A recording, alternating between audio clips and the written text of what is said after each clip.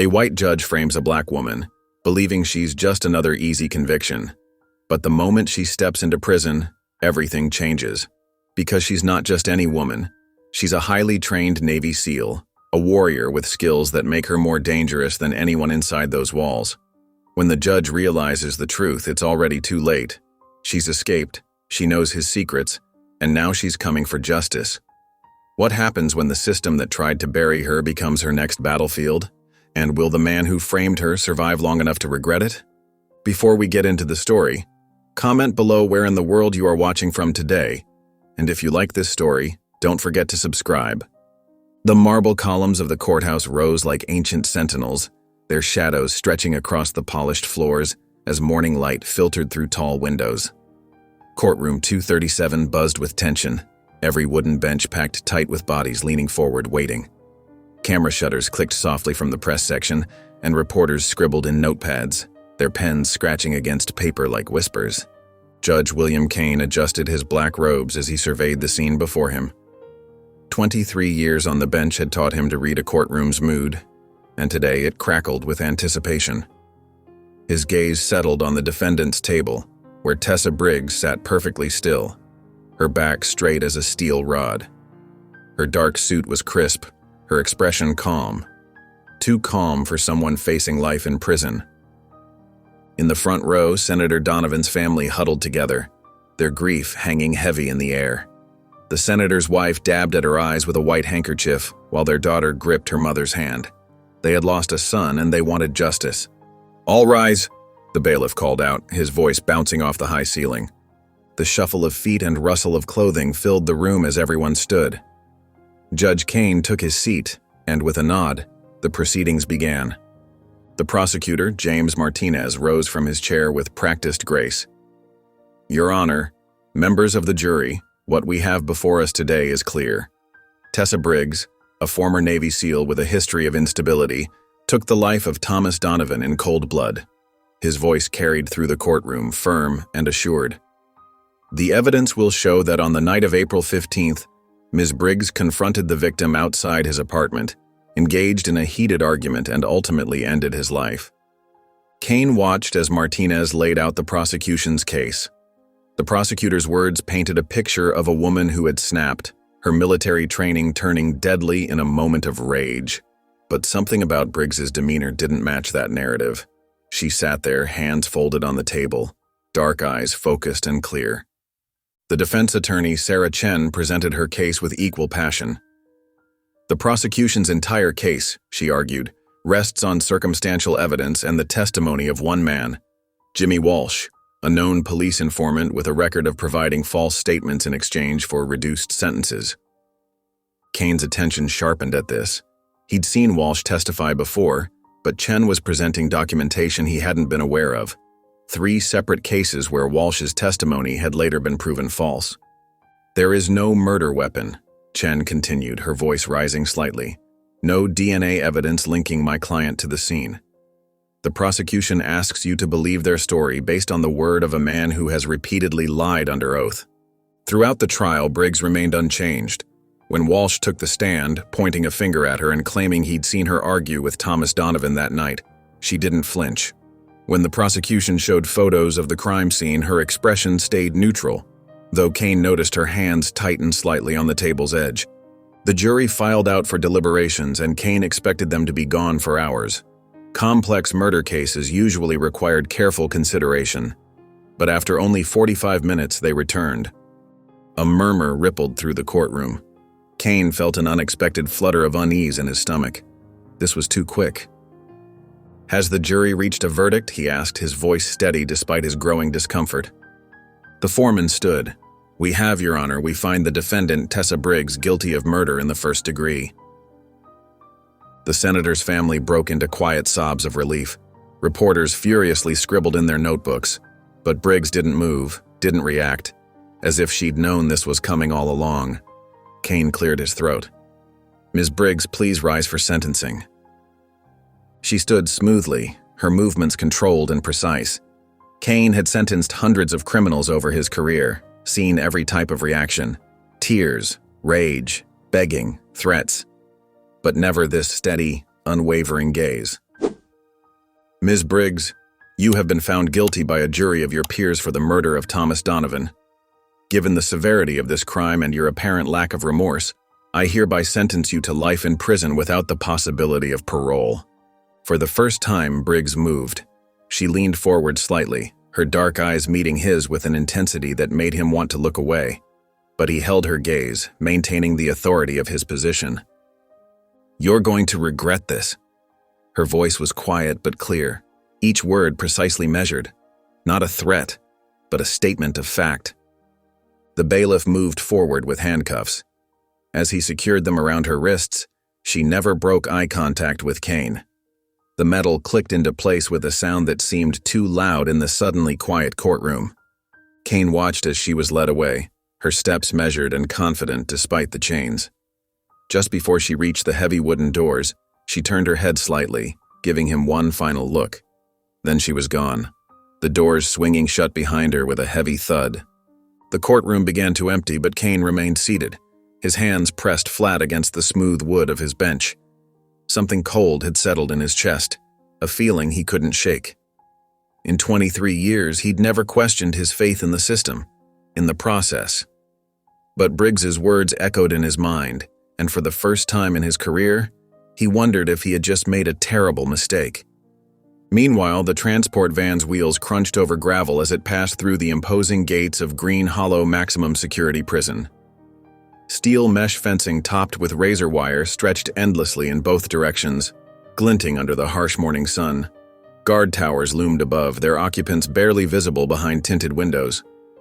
Tessa sat perfectly still in the back of the van, her wrists and ankles bound in chains. The prison rose before her like a concrete fortress, all gray walls and narrow windows, designed to crush hope as much as contain its inhabitants. She cataloged every detail with military precision. 3 layers of security checkpoints, motion sensors along the fence line, armed guards positioned at strategic intervals. The van came to a stop in a secured receiving area. Heavy doors rolled shut behind them with a mechanical groan. 2 guards approached as the back doors opened, their expressions a mix of curiosity and wariness. Tessa could read it in their body language. They'd heard about her. Well, the Navy SEAL has arrived," one guard said, smirking as he helped her down. His name tag read, Peterson. "Bet you're not used to being on this side of things, are you?" Tessa didn't respond. She simply moved as directed, her chains clinking with each step. Other guards paused in their duties to watch her pass, whispering among themselves. Some looked amused, as if her presence was some kind of joke. Others regarded her with open hostility, their hands resting meaningfully on their batons. The intake area smelled of disinfectant and stale air. A stern-faced woman in a correctional officer's uniform waited behind a processing desk. "Strip," the officer commanded, snapping on latex gloves. "Everything off." Tessa complied without hesitation or shame, her movements efficient despite the restraints. The search was invasive and deliberately humiliating, but she kept her face neutral, treating it like just another military inspection. The officer seemed almost disappointed by her lack of reaction. After being issued a set of orange prison clothes and basic toiletries, Tessa was photographed, fingerprinted, and led through a series of heavy security doors. Each one closed behind her with a definitive clang, the sound of freedom being sealed away piece by piece. As they walked, Tessa's trained eye caught details others might miss. The security camera's blind spots, the worn paths in the linoleum where guards always walked, the rhythms of shift changes. But something else caught her attention, the inmate count board. Names were crossed out in irregular patterns, always female, always black. The dates of removal clustered around specific nights.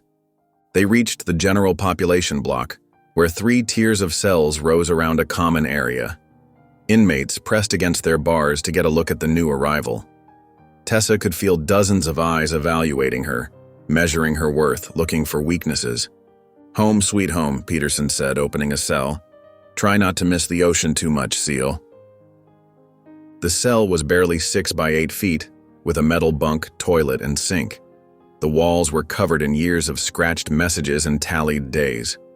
Tessa stood in the center, taking in every detail, already forming contingency plans. At lunch, the mess hall hummed with conversation and the clatter of plastic trays. Tessa moved through the food line with deliberate awareness of her surroundings. She had counted 4 distinct gang territories, identified the informal power structure, and noted which guards were more interested in their phones than their duties. As she turned with her tray, 5 white inmates stepped into her path. They were heavily muscled, covered in racist tattoos, and clearly used to being feared. The mess hall grew quieter as other inmates noticed the confrontation brewing. "Heard you're some kind of military big shot," the largest one said, cracking her knuckles. "Think you're better than us, do you?" Tessa's expression didn't change. Her voice was calm, almost bored. "Move." The inmate swung first, a telegraphed right hook that Tessa had read before it even began.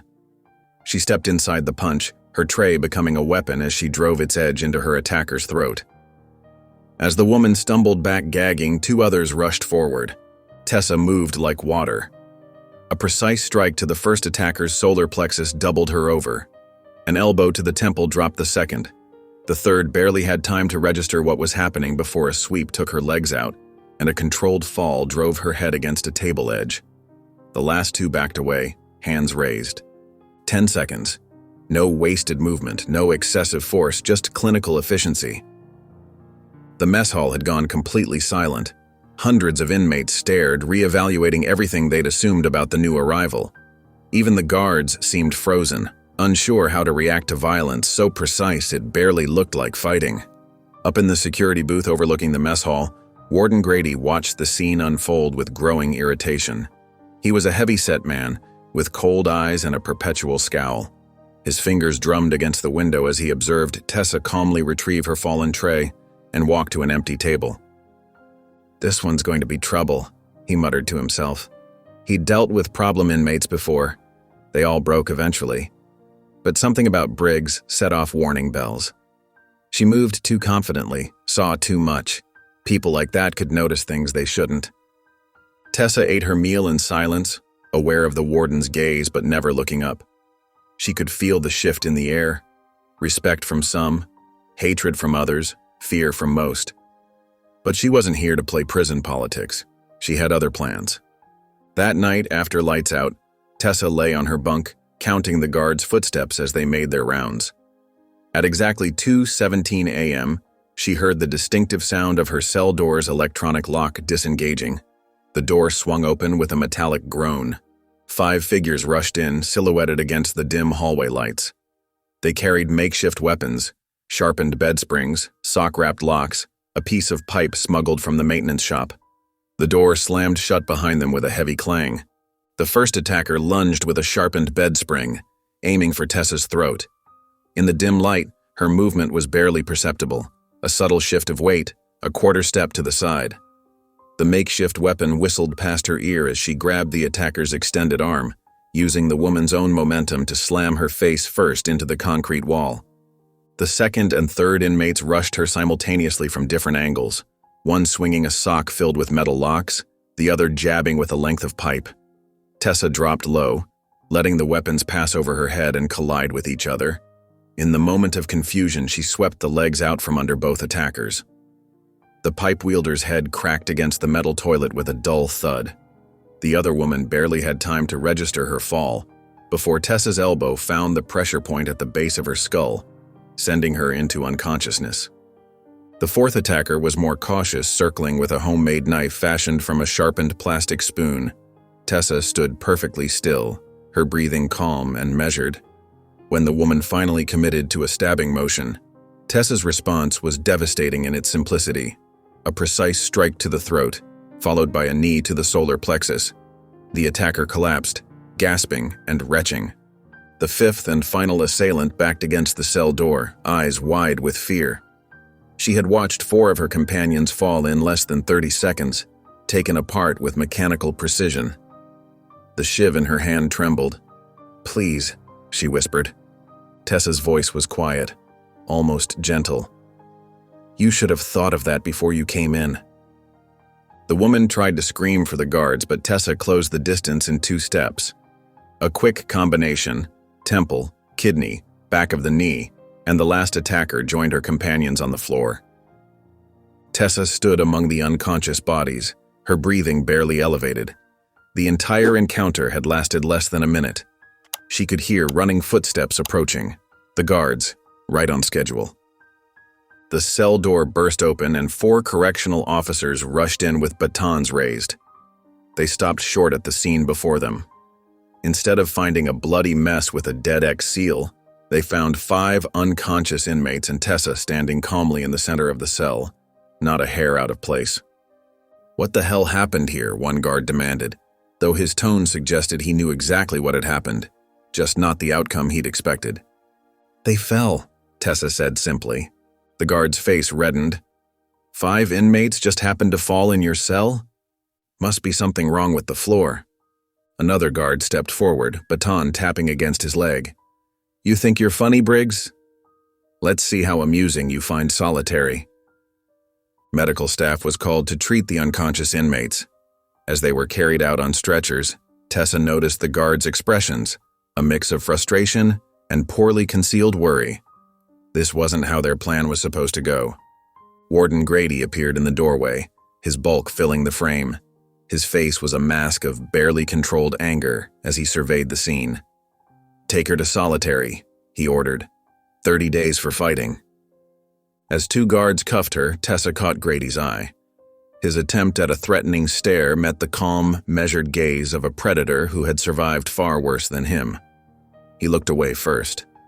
The walk to solitary was long through a series of increasingly secure checkpoints.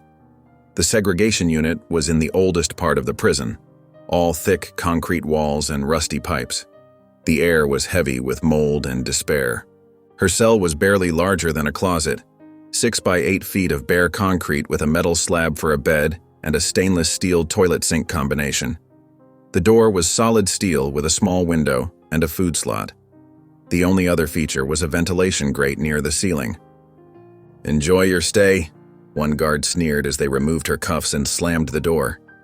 Tessa sat on the metal bunk, her back against the wall. To anyone watching through the door's window, she appeared to be staring blankly ahead. In reality, her mind was working, analyzing, planning. The attack had confirmed what she'd suspected. The guards were actively involved in whatever was happening to the missing women. This wasn't just corruption, it was organized. As night fell and the segregation unit grew quiet, voices drifted through the ventilation system. 2 guards, speaking in low tones. "Yeah, the payment cleared, $5,000, same as usual." "Good. Transport's arranged for tonight, that new one. Aisha Reynolds. Pretty thing, shame about her attitude." "She won't have an attitude much longer, buyers already paid premium, says she likes the feisty ones." "What about Briggs?" "Grady's pissed she took out Martinez's crew." "Don't worry about her, solitary's perfect, no witnesses, no cameras, give it a few days, let her think she's safe. Then we'll handle it proper." The voices faded as the guards moved away. Tessa's expression hadn't changed, but her mind was racing. Aisha Reynolds. She remembered the name from the intake board. Young, former military like herself, convicted on suspicious circumstances. And now she was next in line for whatever fate awaited the women who disappeared from Green Hollow. Tessa ran her fingers along the underside of the metal bunk, feeling for weaknesses. Near the wall, she found what she was looking for, a loose bolt, corroded but still solid. With careful manipulation, she worked it free and slipped it into her sleeve. She sat back against the wall, her posture relaxed but her muscles coiled with potential energy. In her mind, she could see the layout of the segregation unit, the patrol patterns of the guards, the blind spots in their security. She couldn't escape yet, not until she understood the full scope of the trafficking operation. But tonight, she would take the first step in dismantling it. The bolt pressed cold against her wrist as she waited, listening to the rhythm of the prison at night. Soon, they would come for Aisha. And when they did, Tessa would be ready. Sometime later, the sound of footsteps echoed through the dimly lit corridor of the segregation unit. Through the small window in her cell door, Tessa watched as 2 guards dragged a struggling figure past her cell. It was Aisha Reynolds, the woman she'd heard them discussing earlier. The young woman's dark eyes were wide with terror as she tried to plant her feet against the concrete floor. Please, there must be some mistake, Aisha pleaded, her voice trembling. I haven't been transferred. I just got here. Shut up, one of the guards growled, yanking her arm roughly. Paperwork's all in order. You're being moved to another facility. Tessa waited until their footsteps faded before sliding the metal bolt from her sleeve.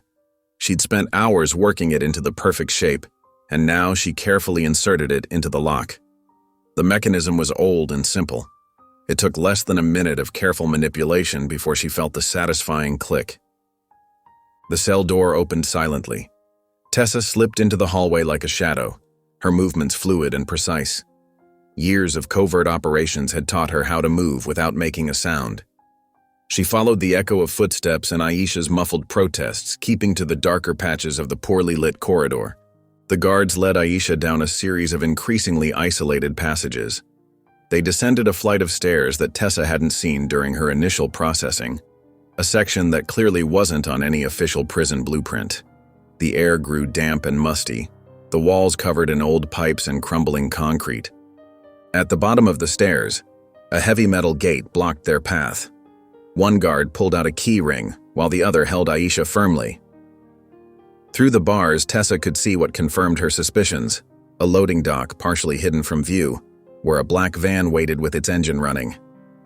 No cameras down here, one guard chuckled. Makes things nice and simple. Tessa moved. Her first strike caught the guard with the keys at the base of his skull, dropping him before he could make a sound. The second guard barely had time to turn before her elbow connected with his temple. He crumpled, his grip on Aisha releasing. Aisha stumbled backward, pressing herself against the wall. Who? I'm Tessa, she said quietly, quickly searching the unconscious guards. She found a set of handcuff keys and freed Aisha's wrists. And we need to move. Now. But how did you? A distant alarm began to wail. Someone had discovered Tessa's empty cell. No time, Tessa said, grabbing Aisha's arm. Run. They sprinted back up the stairs as the alarm grew louder. Above them, they could hear shouting and the thunder of running feet. The entire prison was coming alive with chaos. As they reached the main level, the scene that greeted them was pure mayhem. The alarm had triggered something that had clearly been building for weeks, a full-scale riot. Inmates were pouring out of their cells, overwhelming the guards who tried to contain them. The air was thick with tear gas and the sound of shattering glass. Tessa pulled Aisha close. Perfect cover, stay right behind me. They moved through the chaos like dancers in a deadly ballet. Tessa's eyes constantly scanned their surroundings, noting every detail: the weak points in the fencing, the blind spots in the guard towers, the patterns of the security response. All information she would need later. A guard appeared through the smoke, baton raised. Tessa moved faster than he could track, redirecting his swing and using his own momentum to send him sprawling. She grabbed his radio, listening to the frantic chatter of the security teams trying to regain control. They're sealing off C-Block, she told Aisha. We need to move fast. They ducked into a service corridor just as a riot squad charged past in full gear. Tessa led them through a maze of maintenance passages, avoiding the main areas where the fighting was worst. She had memorized the prison layout during her first week, marking every possible escape route. Where are we going? Aisha whispered, staying close behind her. I know some people, Tessa replied.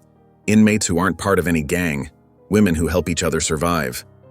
They emerged into a quieter section of the prison where the riot hadn't spread. Tessa knocked a specific pattern on a cell door. It opened immediately, revealing an older inmate with kind eyes and steel-gray hair. Martha, Tessa nodded. I need a favor. Martha looked at Aisha, understanding immediately. Get in, both of you. Inside the cell, several other women were gathered. They quickly surrounded Aisha, offering comfort and reassurance. These were the survivors, the ones who watched out for each other in a system designed to break them. They'll hide you, Tessa told Aisha. Move you between cells, keep you safe until I can figure out our next move. Aisha grabbed Tessa's hand. Thank you, but what about you? I need to get back to solitary before they realize I'm gone. Make it look like I never left. But they'll kill you, Aisha protested. I heard them talking about it. Tessa's smile was cold. They can try. Martha stepped forward. "Grady's on the warpath. Word is he's calling you a dangerous problem that needs to be eliminated." "Good," Tessa said. "Let him come." The riot was beginning to die down, the sounds of conflict becoming more distant as the guards regained control. Tessa checked the corridor before slipping out of the cell. She had what she needed now: confirmation of the trafficking operation, knowledge of their exit route, and a better understanding of the prison's security weaknesses. She made her way back through the chaos, easily avoiding the distracted guards. The segregation unit was still largely deserted, everyone focused on containing the riot. She dragged the unconscious guards into a supply closet, knowing they wouldn't remember exactly what had happened when they finally came to. Back in her cell, Tessa closed the door quietly and reset the lock. She sat on her bunk, assuming the same position she'd held earlier. To anyone looking in, it would appear she hadn't moved at all during the chaos. She could hear Warden Grady's voice in the distance, barking orders as he tried to restore order to his prison. He would be coming for her soon, she knew. But now she had something he didn't expect: proof of his operation, a rescued victim, and a growing network of allies within the prison walls. The bolt slipped back into its hiding place under her bunk as footsteps approached her cell. Tessa remained still, her breathing steady, waiting. The game was changing, and Grady had no idea he was already losing. Tessa sat motionless on her narrow prison bunk, her back straight against the cold concrete wall. To anyone passing by her cell, she appeared to be staring blankly into space. But behind her calm exterior, her mind was working with military precision, reviewing every detail of Green Hollow's structure she'd memorized over the past weeks. The ventilation system had 3 main shafts. The eastern corridor had a blind spot between cameras 4 and 5. The night shift changed guards at 2 a.m., leaving a 3-minute window when the western gate was minimally monitored. Every piece of information could mean the difference between life and death. She knew she was running out of time. Saving Aisha had forced Grady's hand. The warden couldn't risk letting her expose his trafficking operation. She needed to strike first. In his office, Warden Grady paced like a caged animal, his face red with barely contained rage. 4 of his most trusted officers stood before him, watching nervously as he struggled to control his temper. "That seal ruined everything," he snarled, slamming his fist on the desk. "Do you know how much money we lost on that transfer? The buyers were ready to pay premium for Aisha." Officer Martinez shifted uncomfortably. "Sir, maybe we should lay low for a while. If Briggs talks—" "She won't talk," Grady cut him off. "Because she won't live long enough." He stopped pacing, a cruel smile spreading across his face. "We're going to have another riot. And this time, our problem inmate is going to have an unfortunate accident." Through her cell window, Tessa noticed the change immediately. The regular guards had been replaced by a new crew she hadn't seen before. They moved differently, too alert, too focused on her cell. Their hands stayed close to their weapons and their eyes never left her for long. She recognized the tactic. They were trying to provoke her, waiting for any excuse to use lethal force. A sudden movement, a threatening gesture, anything they could use to justify putting her down. Tessa knew better. Instead of rising to their bait, she began to change her behavior subtly. She slumped her shoulders when walking to the mess hall. She kept her eyes down during yard time. In the shower, she let herself tremble slightly, as if finally breaking under the pressure. The guards noticed. She heard them discussing it during shift changes. "Looks like the seal's finally cracking," one said smugly. "About time," another replied. "They all break eventually." As night fell across the prison, Tessa lay on her bunk, appearing to be asleep. Her breathing was slow and regular, but every muscle in her body was coiled and ready. She had counted the guard rotations, knowing what was coming. At exactly 11:42 p.m., footsteps approached her cell. Keys jingled in the lock. "Briggs!" a male voice called out. "Medical checkup. Get up." Tessa opened her eyes slowly, deliberately showing fear. "Medical? At this hour?" "Doctor's orders," the guard said with poorly concealed satisfaction. "Let's go." She stood shakily, letting him see her trembling hands as she approached the cell door. The guard's smile widened. He thought he was escorting a broken woman to her death. He was wrong. The moment they stepped into the dimly lit hallway, Tessa moved. Years of combat training took over. Her elbow struck his throat before he could react, crushing his windpipe. As he stumbled backward, she grabbed his arm, using his own momentum to slam him face first into the wall. The guard crumpled without a sound. Tessa caught him before he hit the ground, lowering his body silently. She quickly stripped him of his utility belt and radio, then dragged him into a supply closet. After securing him with his own handcuffs, she keyed the radio. "Control, this is Jensen," she said, perfectly mimicking the unconscious guard's voice. "Target neutralized. Proceeding with disposal." "Copy that," came the response. "Need backup?" "Negative, already wrapped up nice and quiet." Tessa smiled grimly as she clipped the radio to her belt. The guards would think she was dead, giving her precious hours before they discovered the truth. She had one night to execute her escape plan. Working quickly, she searched the guards' pockets. Her fingers closed around what she'd been hoping to find, an access card that would open most of the prison's secure doors. She slipped it into her shoe for safekeeping. Now she just needed transportation. Without a vehicle, even if she made it past the walls, she wouldn't get far before they caught her. The access card was only part of the solution. She needed wheels to complete her escape. Her mind raced through the possibilities. The prison transport van would be too obvious, and the guards' personal vehicles were kept in a separate lot with its own security. But there was another option. The maintenance truck that came every Tuesday night to service the generators on the east side. The driver always left the keys in the ignition, trusting the prison's security to keep it safe. Tessa glanced at her watch. If the schedule held, the truck would arrive in 20 minutes. She had to move fast, staying in the shadows and using her knowledge of the camera blind spots. One wrong step, one moment of carelessness, and everything would fall apart. She took a deep breath, steadying herself. This wasn't just about her freedom anymore.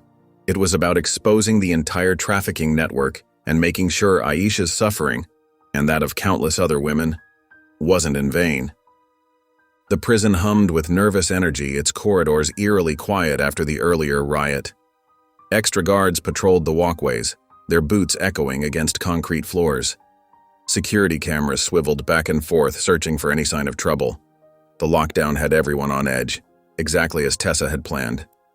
She pressed herself against the shadow of a maintenance closet, counting the seconds between guard rotations. The access card felt warm in her palm, ready to open the doors between her and freedom. 2 guards passed by, their conversation drifting through the darkness. "Can't believe Jensen took care of Briggs so quietly," one said. "Thought that Seal would have put up more of a fight." "Good riddance," the other replied. "One less headache for the warden." Tessa waited until their footsteps faded before moving. The access card beeped softly as she swiped it through the reader, unlocking the door to the restricted area. She slipped inside like a ghost, her movements fluid and silent from years of covert operations training. The restricted section housed the prison's administrative offices and storage facilities. During her weeks of observation, Tessa had noticed certain guards disappearing through a door marked "Maintenance Only." No maintenance ever happened there. A guard rounded the corner, reaching for his radio when he spotted her. Tessa closed the distance in 2 steps, one precise strike to his temple, and he crumpled without a sound. She caught him before he fell, dragging his unconscious body into a supply closet. The maintenance door required a different code. Tessa pulled out a small mirror she'd stolen from the prison shop, sliding it under the door. Light reflected off the mirror, showing her boot prints in the dust, leading down. An underground tunnel system, just as she'd suspected. The access card worked again. Tessa descended concrete steps into a dimly lit tunnel that stretched into darkness. The air was damp and cold, smelling of mold and fear. Her footsteps echoed despite her careful movements. She was halfway down the tunnel when she heard it. A muffled whimper, quickly silenced. Tessa pressed herself against the wall, listening. Another sound, like chains dragging across concrete. Following the noise led her to a heavy metal door. Through its small window, she saw them. 4 black women chained to the wall. Their eyes were glazed from drugs, but terror showed clearly on their faces. They wore civilian clothes instead of prison uniforms, ready for transfer to their buyers. Tessa's jaw clenched. She could leave now, make her escape while the guards were distracted upstairs. It would be the tactical choice, the smart move. But as she looked at those women, she saw Aisha's face, heard her whispered stories of what happened to the others who disappeared. The access card opened the door. The women flinched as Tessa entered, expecting another guard, another horror. Instead, they watched in confusion as she began picking their locks with practiced efficiency.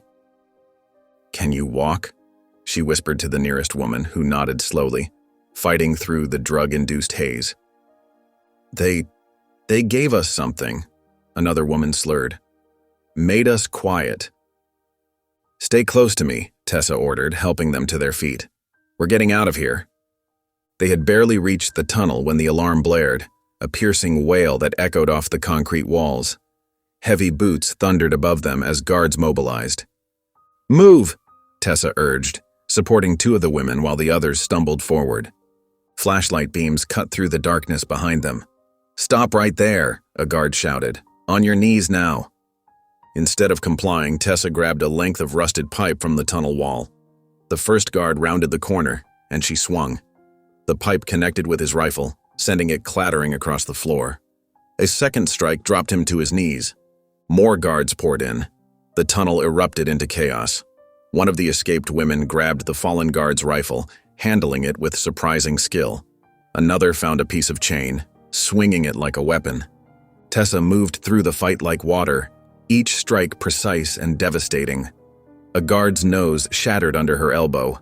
Another went down, clutching his throat. She used their own momentum against them, turning their attacks into opportunities.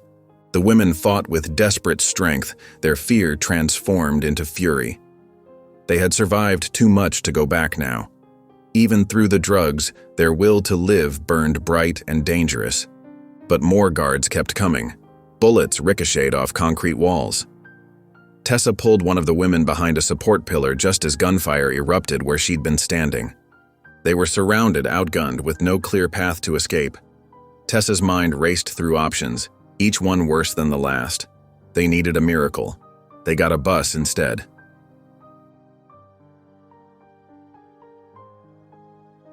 The tunnel wall exploded inward with a deafening crash. Through the settling dust, Tessa saw the front end of a prison transport bus, its engine roaring. Behind the wheel sat Aisha, her face set with determination. "Get in!" she screamed over the chaos.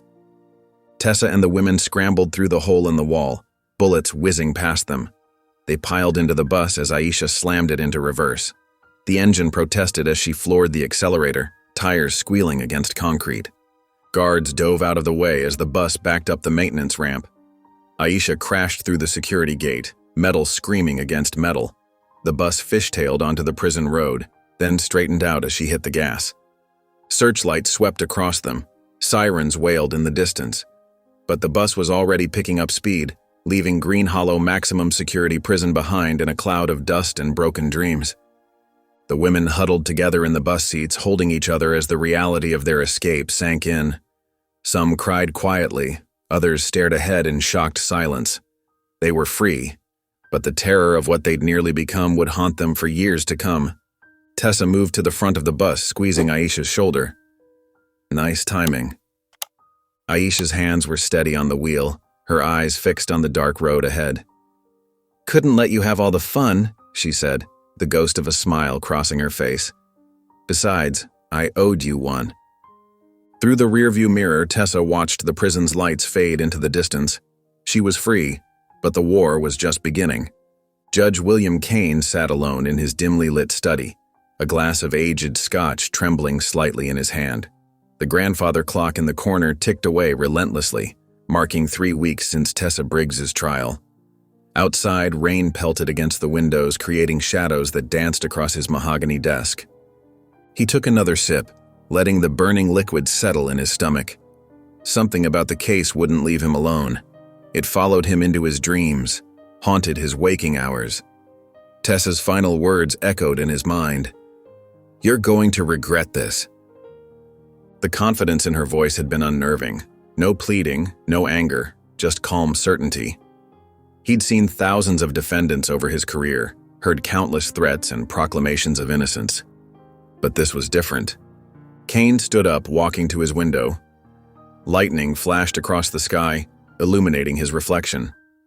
The man staring back at him looked older than he remembered, worry lines etched deeply around his eyes. The doorbell rang, startling him from his thoughts. At this hour? He checked his security camera feed. Nothing but an empty porch and a small package. Probably another late delivery. After retrieving the package, he returned to his study. No return address, no shipping label, just a plain brown envelope. His judicial instincts screamed caution, but curiosity won out. Inside was a single flash drive labeled Evidence in stark black marker. Kane stared at it for a long moment, scotch forgotten on his desk. He knew he should call the police, follow proper procedures. But something, intuition, guilt, or maybe just that nagging doubt, made him reach for his laptop instead. The flash drive contained several video files and a folder of documents. He clicked on the first video, and his breath caught. It was security footage from the night of Senator Donovan's son's murder, but not the edited version shown in court. This was raw footage, complete with timestamps that didn't match the prosecution's timeline. His hands began to shake as he opened document after document. Forensic reports, the real ones, showing the murder weapon's characteristics, didn't match the evidence presented. Witness statements that contradicted themselves.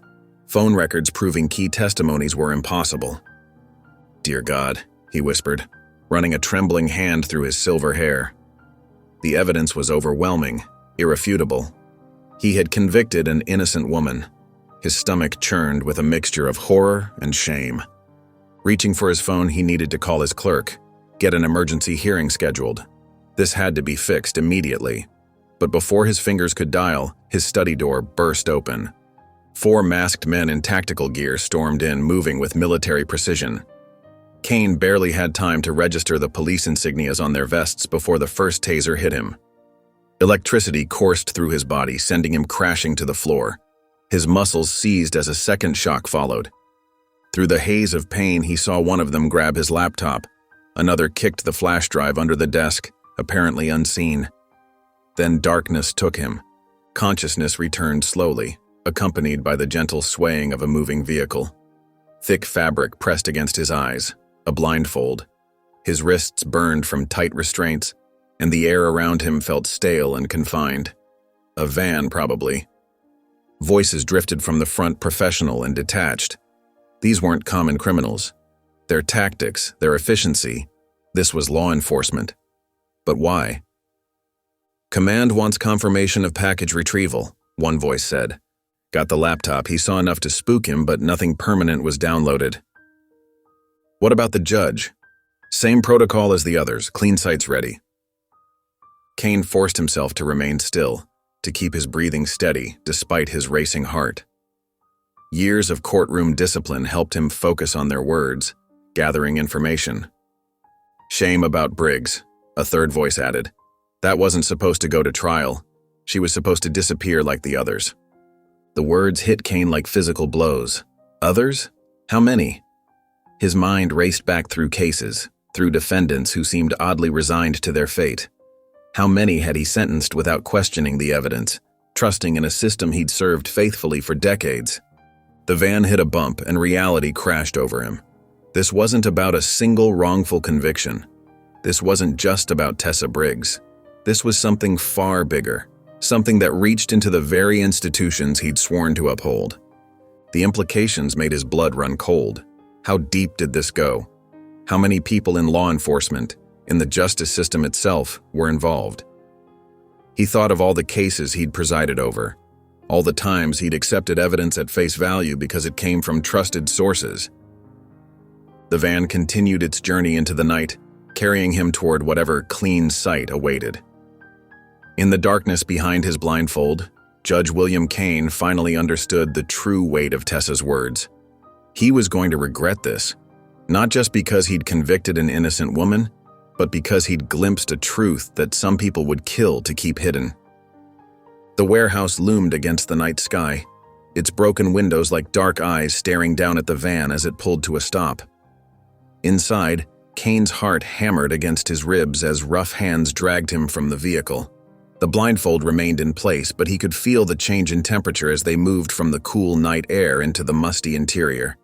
His captors forced him into a metal chair, the cold surface biting through his expensive suit.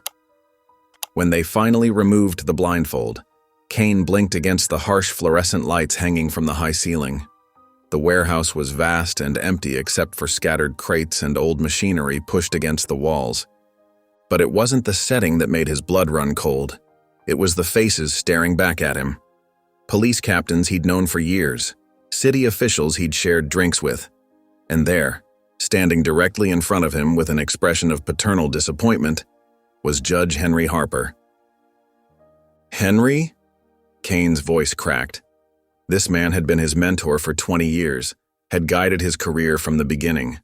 Harper had been the one to recommend him for his first judgeship, had celebrated every promotion with him. Harper sighed, straightening the cuffs of his perfectly tailored suit.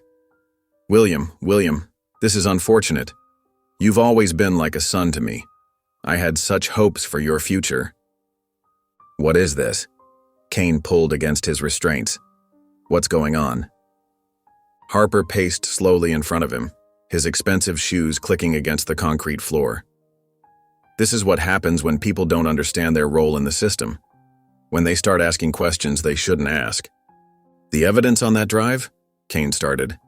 Can be explained away, Harper cut in smoothly. Technical errors, mishandled documents, a simple mistake that we can correct. He stopped pacing and leaned down, meeting Kane's eyes. In fact, this could work in your favor. Think about it. You discover the error, bring it to light, show your dedication to justice. It would make quite an impression on the Supreme Court Nomination Committee. Kane felt sick. The implications were crystal clear. This wasn't just corruption. This was systematic, organized. And Harper, his mentor, his friend, was at the center of it. The women, Kane said, his voice barely above a whisper. The ones who disappeared. What happened to them? Harper's smile didn't reach his eyes. You're focusing on the wrong things, William. Think about your career, your future, everything you've worked for. He straightened up, adjusting his tie. We can make this right. All you have to do is stay quiet. One of the officers stepped forward, drawing his weapon. The cold metal pressed against the back of Kane's head. He closed his eyes, thinking of all the times he'd turned a blind eye, all the cases he'd rushed through, trusting the system, trusting men like Harper. Suddenly, the lights went out. The darkness was absolute, broken only by startled shouts and the sound of quick, precise movement. Thuds and grunts echoed through the warehouse. Someone fired a shot, the muzzle flash briefly illuminating scared faces before darkness swallowed them again. More shots rang out, but they seemed random, desperate. Kane could hear bodies hitting the floor, the sounds of combat so fast and efficient it was terrifying. Through it all, he remained frozen in his chair, heart pounding so hard he thought it might burst. The lights flickered back on. Kane blinked, adjusting to the sudden brightness. His mouth fell open at the scene before him. Bodies lay scattered across the floor, not dead but unconscious. Harper was face down, his perfect suit now covered in dust.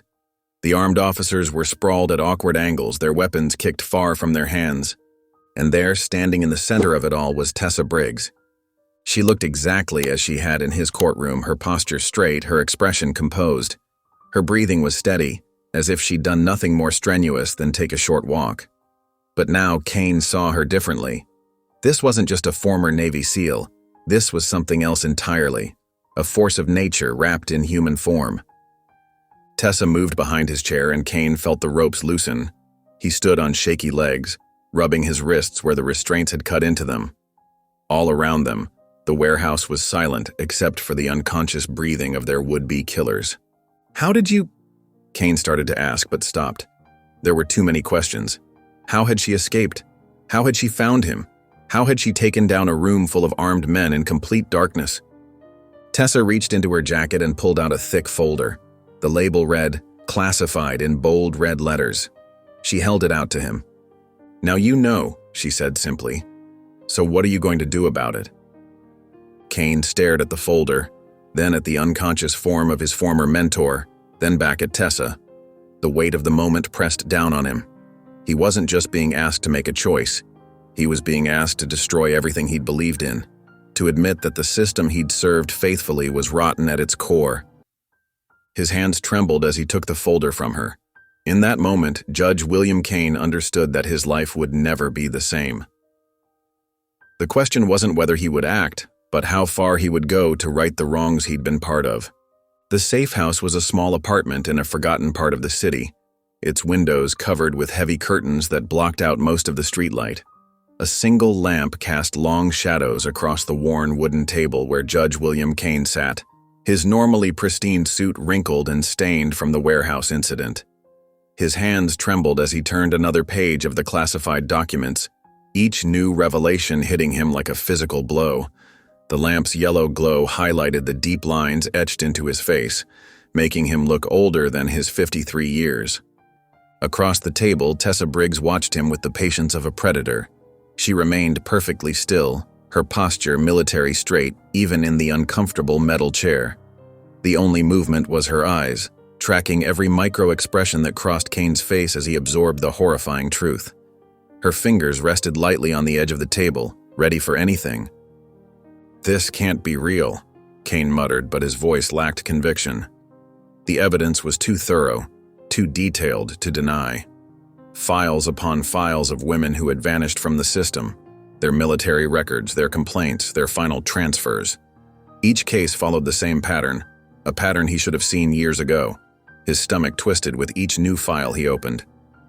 "Lieutenant Sarah Johnson," he read aloud, his voice shaking, "filed a complaint about sexual harassment from her commanding officer, diagnosed with PTSD 2 weeks later, discharged for conduct unbecoming. Last seen being transported to..." He stopped, swallowing hard, his throat suddenly dry as sandpaper. "Keep reading," Tessa said, her voice steady but cold. The words hung in the air between them like ice. "Captain Michelle Torres reported racial discrimination in promotion practices, suddenly developed anger management issues, discharged, disappeared during transport." Kane's fingers clenched the paper, wrinkling the edges.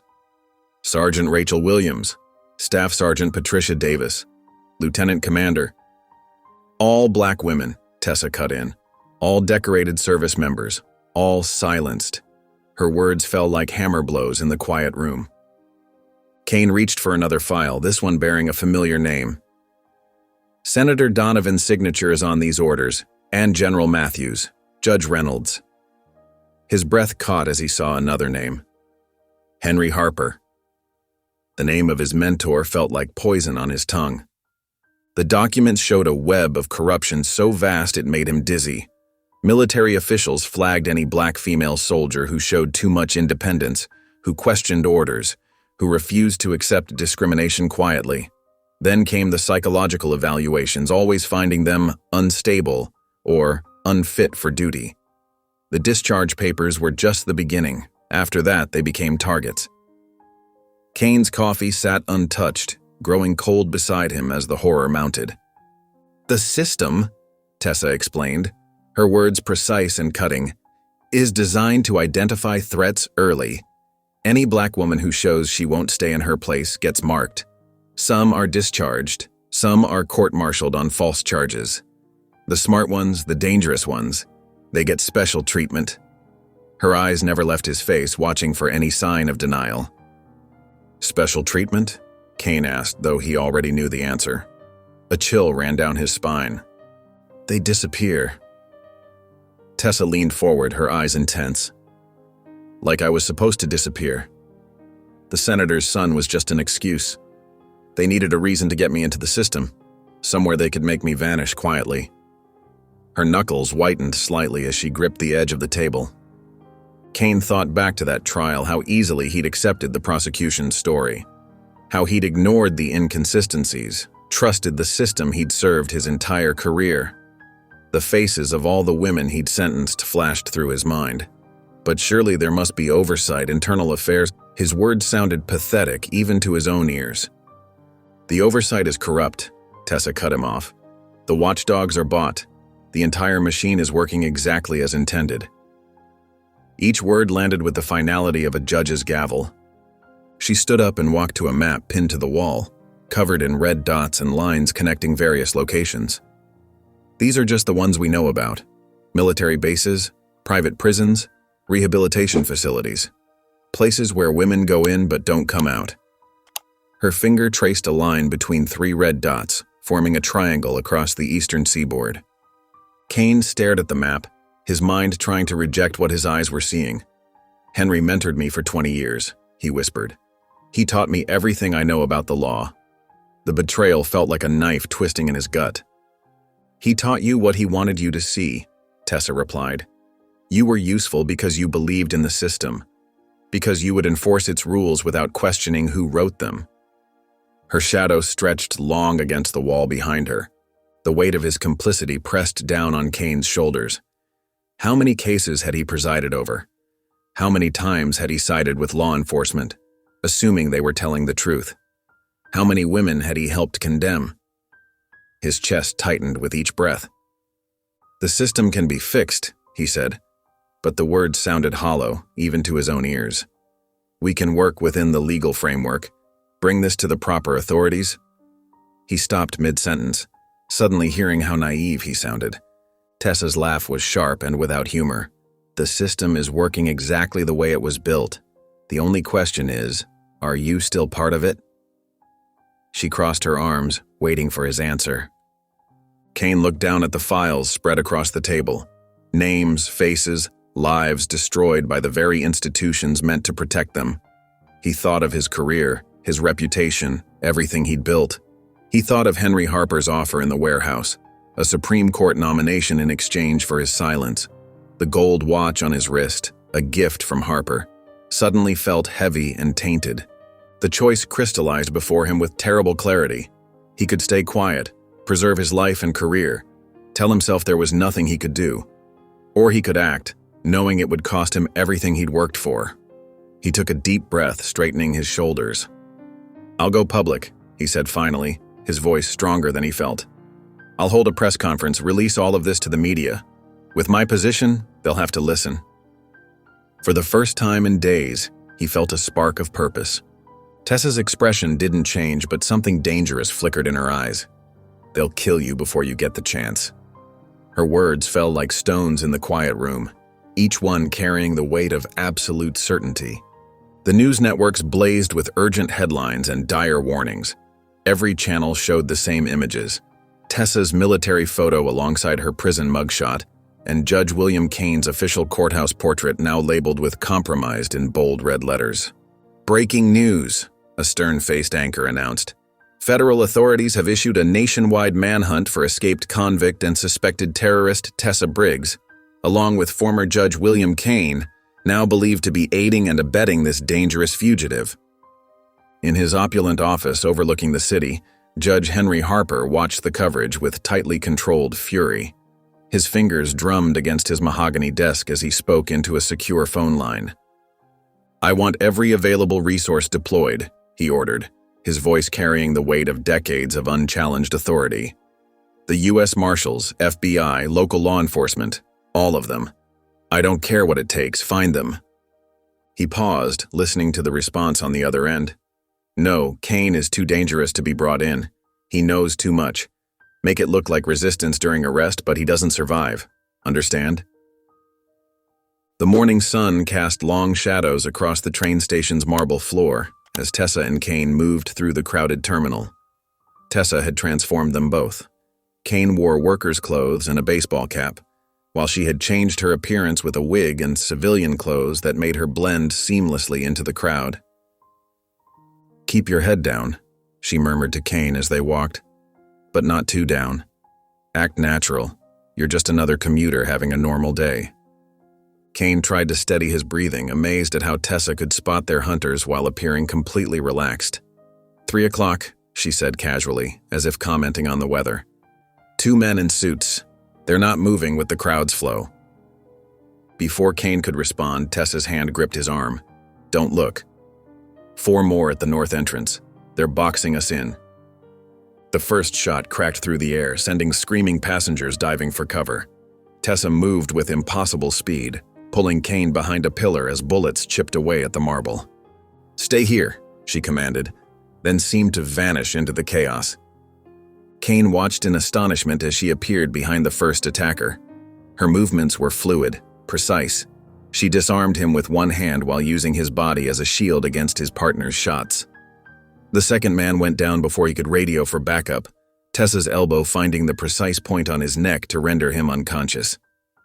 More shots rang out from the north entrance. Kane saw the muzzle flash and felt the bullet whiz past his ear. His legal training, his years on the bench, none of it had prepared him for this moment of pure survival. He dove behind a row of seats, his heart hammering against his ribs. Tessa was already moving toward the new threats. She used the panicking crowd as cover, appearing and disappearing like a ghost. 2 more attackers fell before they could track her position. The last one managed to get her in his sights, but Kane surprised himself by tackling the man from behind. They crashed into a newspaper stand, sending papers flying everywhere. The assassin's gun skittered across the floor. He was stronger than Kane, quickly gaining the upper hand, until Tessa materialized beside them. One precise strike, and the threat was neutralized. "Not bad," she told Kane, helping him up, "but we need to move now." They escaped through the service tunnels beneath the station, emerging several blocks away, where a nondescript car waited. Inside sat a woman with sharp eyes and a laptop open on her knees, Maya Patel, the journalist Tessa had arranged to meet. "You're late," Maya said, her fingers never stopping their rapid typing. "And you brought company. The whole city's looking for you two." "Maya's been investigating the disappearances for years," Tessa explained to Kane as they drove. "She's lost friends to the system. She knows how deep this goes." Maya's eyes met Kane's in the rearview mirror. 3 of my college roommates, all successful black women in the military, all declared mentally unfit within months of each other, all vanished during transport to treatment facilities. Her voice carried years of contained rage. "I've been gathering evidence, but no one would publish it. No one would even look at it." "Until now," Kane said, understanding dawning. "With my testimony, with these documents, we can blow it wide open," Maya finished. "But only if you survive long enough to testify. And trust me, they're not going to let that happen easily." They drove for hours, taking back roads and switching vehicles twice before arriving at their temporary sanctuary, an abandoned church on the outskirts of the city. The stained glass windows were broken and pigeons nested in the rafters, but the thick stone walls offered protection and multiple escape routes. As night fell, they gathered in what had once been the vestry. Maya set up her mobile equipment, beginning the process of verifying and preparing the documents for publication. Tessa stood guard by the window, her silhouette sharp against the fading light. Kane watched her, the questions that had been building finally spilling out. "How did you survive all those years?" he asked. "How did you not lose yourself?" Tessa didn't turn from her vigil, but something in her posture shifted. "I did," she said, her voice carrying a weight that made the room feel colder.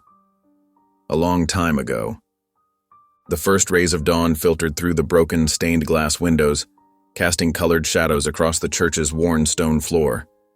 Kane stirred from his makeshift bed of blankets, his muscles aching from yesterday's training. The sound that had woken him was rhythmic, deliberate, a steady scraping noise that echoed through the empty church. Tessa sat cross-legged on a wooden pew, methodically running a whetstone along the edge of a matte black combat knife.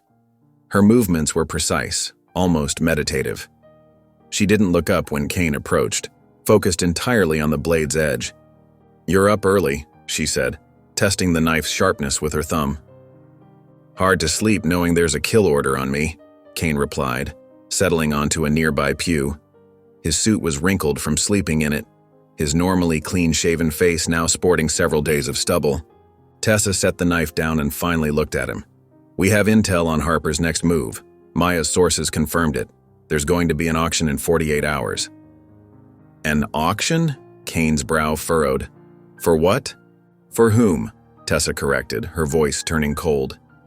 "Harper hosts these events for his elite clientele, Judges, politicians, military contractors, anyone with enough money and the right connections. They bid on women like their property.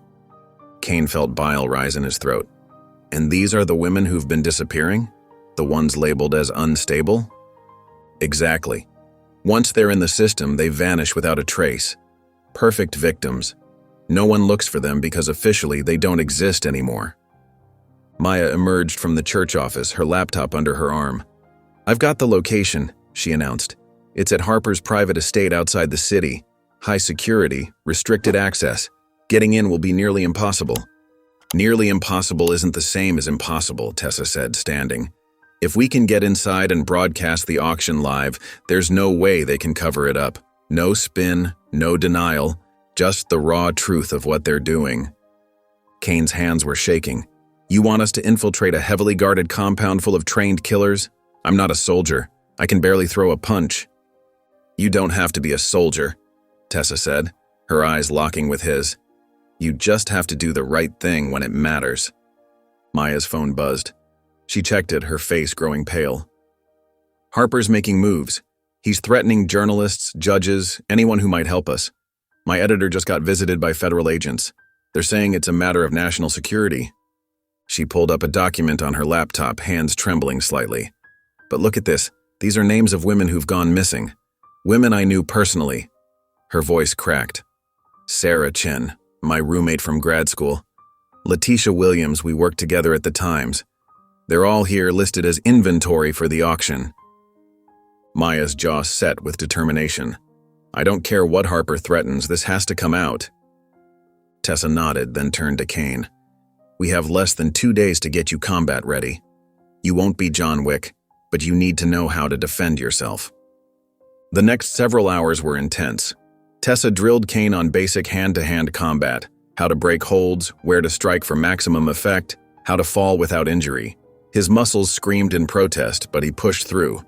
"Again," Tessa commanded after he failed to block her 20th attack. "Your instincts are to flinch away. Don't. Move into the attack, use their momentum against them." They moved on to firearms training using the church's back courtyard. Tessa taught him proper stance, trigger discipline, and basic marksmanship. Kane's hands shook with each shot, but gradually his grip steadied. "Remember," Tessa instructed, "breathing controls everything. Inhale, aim, exhale, squeeze." Maya worked from the vestry, coordinating with her underground network of sources and setting up the technical infrastructure they'd need for the broadcast. "If we can get a signal out," she explained, "I have channels ready to pick it up. Once it's live, they can't stop it from spreading." The sun was setting when they heard it, a high-pitched whine growing rapidly louder. Tessa's head snapped up. "Drone!" she shouted. "Move! Now!" They sprinted for the exit as the first missile struck. The explosion rocked the ancient stone walls, sending centuries-old masonry crashing down. Stained glass shattered, raining colored shards around them. Kane felt Tessa's hand grab his collar, yanking him through a side door as a second explosion hit. The blast wave threw them forward, heat searing at their backs. Maya scrambled ahead of them, clutching her laptop to her chest. The church collapsed behind them in a thunderous roar of stone and timber. Dust billowed out in thick clouds, obscuring their escape through the adjacent alley. They didn't stop running until they were several blocks away, hidden in the shadow of an abandoned warehouse. Kane doubled over, gasping for breath, his ears ringing from the explosions. Maya checked her laptop, miraculously still functional. Tessa scanned the sky, her expression grim. "Harper knows exactly where we are now," she said quietly. "We need to move. Fast." The evening sun cast long shadows across Harper's sprawling estate as two figures approached the main entrance. Tessa wore an elegant black evening gown that concealed both weapons and scars, her hair styled to partially obscure her face. Beside her, Kane adjusted his bow tie, barely recognizing himself in the mirror-polished surfaces of the mansion's windows. His salt and pepper hair had been dyed a distinguished silver, his familiar judicial demeanor now masked behind expensive glasses and a carefully trimmed beard.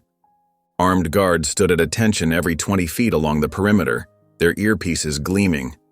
Security cameras swiveled silently, tracking movement across the manicured lawns. The estate itself rose like a fortress, its limestone walls and bulletproof windows a testament to Harper's paranoia. "Remember," Tessa whispered as they approached the checkpoint, "you're Judge Matthews from Arizona. Old money, new ambitions. Don't oversell it." Kane nodded, his heart hammering against his ribs. He presented the forged invitation to the guard, who scanned it with military precision. The moment stretched, endless and suffocating, before the guard finally nodded and waved them through. Inside, the mansion's grand foyer sparkled with crystal chandeliers and old money opulence. Well-dressed guests mingled, their laughter echoing off marble floors. To anyone else, it might have looked like any other high society gathering. But Tessa's trained eye caught the details others missed. The subtle bulges of concealed weapons under expensive jackets, the too alert postures of staff members, the carefully controlled sightlines to every exit. She moved through the crowd like water, each step calculated to avoid attention while cataloging every potential threat and escape route. 3 guards by the east window, 4 more on the upper balcony, a concealed door behind the Baroque tapestry likely leading to a security room. "William!" Harper's voice boomed across the foyer. The corrupt judge approached Kane with open arms, his smile as practiced as a shark's. "I didn't expect to see you here." Kane forced himself to smile back, channeling decades of courtroom performance. "Judge Harper, I hope you don't mind the intrusion. Judge Matthews couldn't make it, so he sent me in his place. Said I might find some interesting investment opportunities." Harper's eyes glittered with predatory satisfaction. Of course. You've always been like a son to me, William. It's time you were properly initiated into our little circle of trust."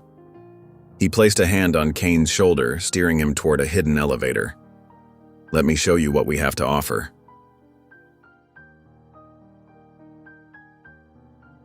As they descended, Tessa slipped away from the main gathering. She moved with practiced stealth through service corridors, her evening gown concealing a small arsenal of tools and weapons. The server room would be in the basement, away from the guests but central to the estate's operations. The elevator doors opened, and Kane's carefully maintained composure nearly shattered. The basement level had been converted into a showroom of horrors. Glass cells lined the walls, each containing a woman, some barely more than girls. They lay on stark metal beds, their eyes glazed from sedatives, their wrists bearing the raw marks of restraints. "Beautiful merchandise, isn't it?" Harper gestured proudly. "All carefully selected, former military mostly. The training makes them valuable, once properly broken in." Bile rose in Kane's throat.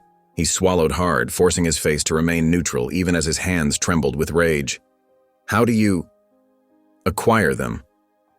"Oh, that's the brilliant part." Harper guided him past the cells. "We have a system. Flag them as unstable, discharge them for misconduct, and then, poof, they simply disappear. No one looks for them because officially they don't exist anymore. The paperwork is perfect." In the server room, Tessa worked with silent efficiency. She connected Maya's specialized device to the main terminal, her fingers flying over the keyboard. Through her earpiece, Maya's voice came through. "I'm in. Give me 2 minutes to bypass their firewalls." Kane followed Harper into what could only be described as an auction block. The room was arranged like a small theater, with tiered seating facing a raised platform. On that platform stood a young black woman, barely 18, chained to a display stand. Her military posture remained even in captivity, her eyes burning with defiance despite the drugs in her system. "This one's fresh," Harper said, checking his watch. "The auction starts in 10 minutes. But for you, William, I might be willing to arrange a private sale." He turned to face Kane fully, his expression growing serious. "Of course, we need to discuss recent events first." "Recent events?" Kane kept his voice steady. "Don't play coy." Harper's smile turned cold. "I know Tessa Briggs helped you escape.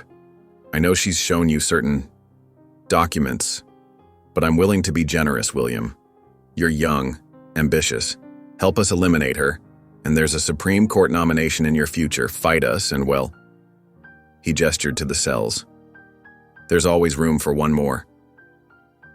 Kane looked at the young woman on the platform.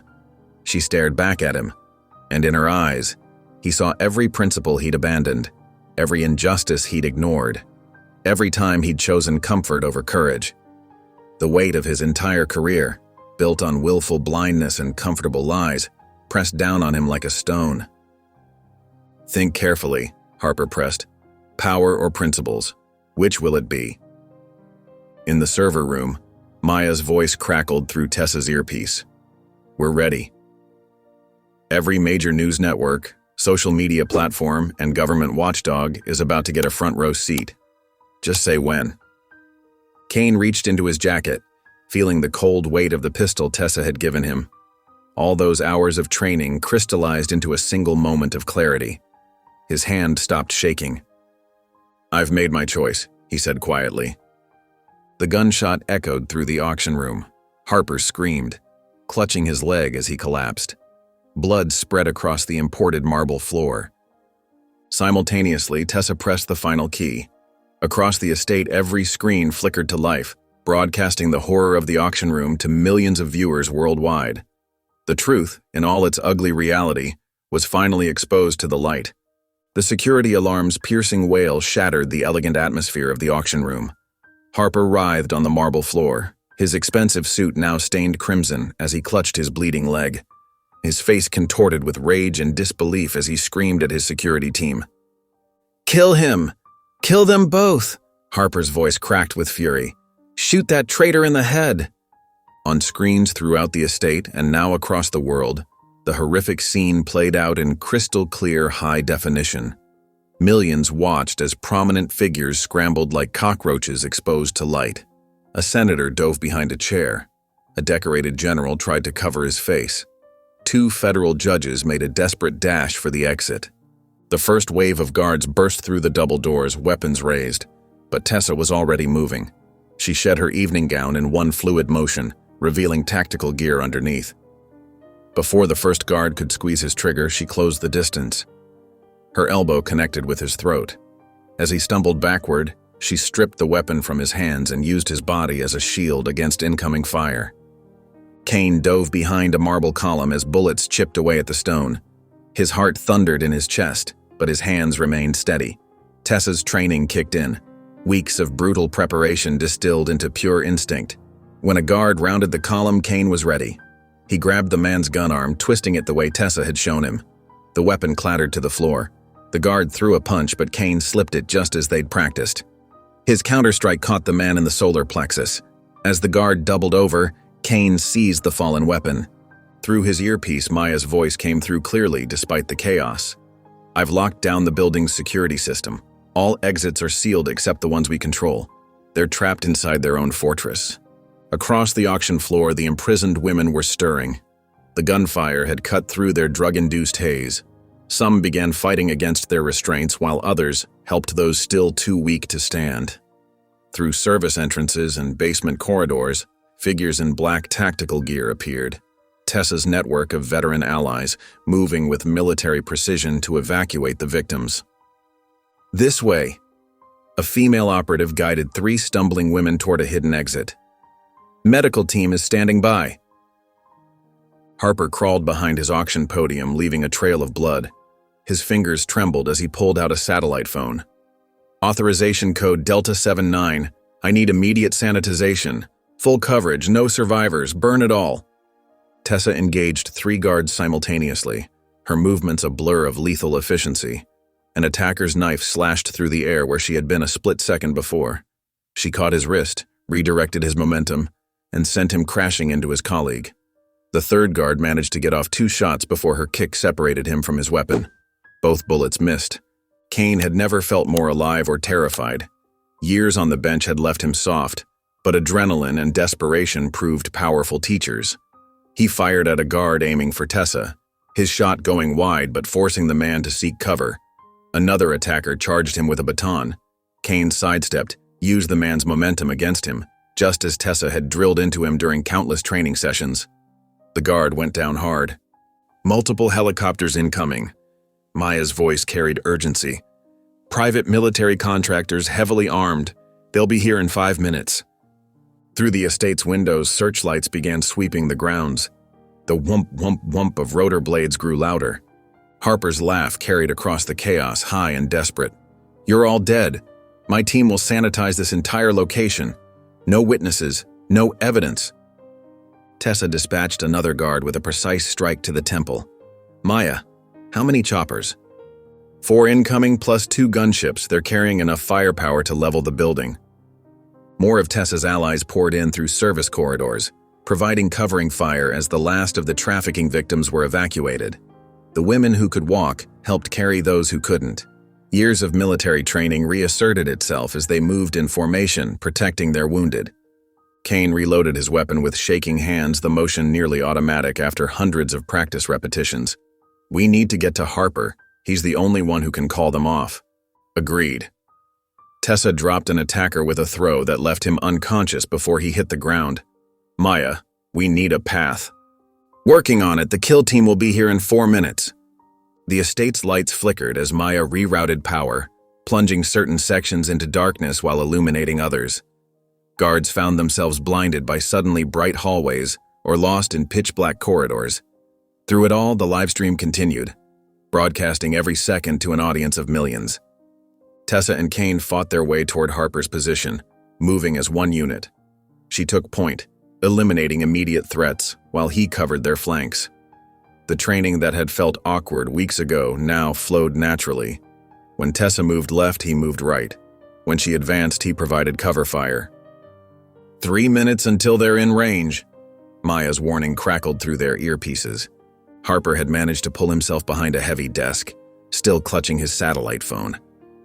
"You're too late. Nothing can stop what's coming." The sound of rotor blades grew deafening. Through the floor-to-ceiling windows, they could see the helicopter's silhouettes against the night sky, growing larger by the second. Searchlights swept across the estate grounds, and the first sounds of mini gunfire could be heard in the distance. 2 minutes! Maya's voice was tense. "They're arming their weapons!" Tessa and Kane pressed forward, closing the distance to Harper. A fresh wave of guards tried to stop them. Tessa moved like liquid violence, each strike precise and devastating. Kane stayed close, his borrowed weapon barking twice as he dropped a guard taking aim at Tessa's back. The helicopters were close enough now that their downdraft rattled the windows. The kill team would arrive in moments, ready to erase everyone and everything. 1 minute, Maya shouted over the comm system. "Get to Harper now or we're all dead." The heavy security doors slammed shut throughout the estate with metallic finality. Tessa worked quickly, engaging manual locks while Kane barricaded entrances with overturned furniture. Outside, the thunderous sound of helicopter rotors grew closer as multiple aircraft touched down on the sprawling grounds. Through the estate's security cameras, they watched as heavily armed figures in tactical gear deployed from the choppers. Their movements were precise, professional. These weren't ordinary mercenaries. They were elite contractors, likely ex-special forces equipped with military-grade weapons and night vision gear. "Maya?" Tessa spoke into her comm, her voice steady despite the chaos. "Switch the livestream feed. Push it to every major news network worldwide. Make sure there are multiple backups." "Already on it," Maya replied, her fingers flying across keyboards in her remote location. "CNN, BBC, Al Jazeera, they're all getting the feed now. The footage is being archived on secure servers across 3 continents." Kane moved through the auction room, his weapon trained on Harper, who sat slumped against an ornate desk. Despite the bullet in his leg and the blood soaking his expensive suit, the corrupt judge maintained his arrogant smirk. His eyes gleamed with a cold certainty that made Kane's skin crawl. "I believed in you," Kane said, his voice heavy with decades of betrayal. The weight of every case he'd presided over, every judgment he'd handed down believing in the system, crashed down on him. "I believed in all of it." Harper's laugh was hollow, devoid of warmth. "And you were rewarded. Position, power, respect. You had it all." His face twisted into a sneer. "Until you chose to be weak." "No." Kane's grip tightened on his weapon. "I chose to be human. Then you'll die with them. Harper's hand moved suddenly, reaching for something behind the desk. Kane didn't hesitate. The training Tessa had drilled into him took over. He squeezed the trigger twice in rapid succession.